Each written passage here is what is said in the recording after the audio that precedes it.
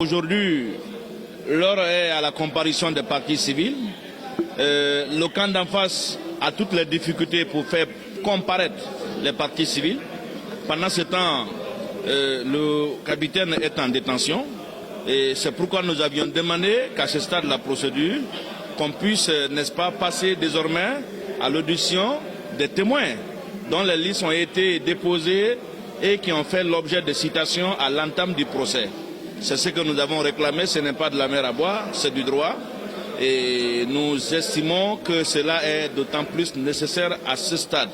Et certainement, à l'audience prochaine, nous allons, disons, assister, après audition des parties civiles qui comparaîtront, accueillir une décision qui va ordonner la comparution des témoins.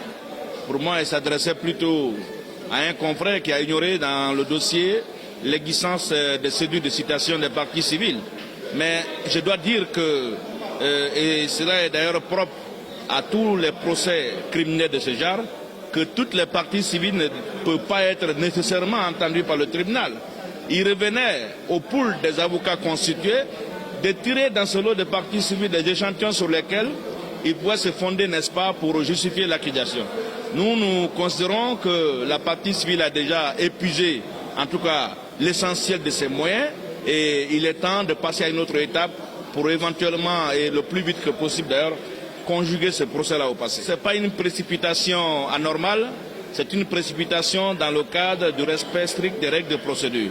Ce que nous déplorons et que nous ne pouvons pas admettre, c'est que la partie civile veuille à prendre ce procès en otage.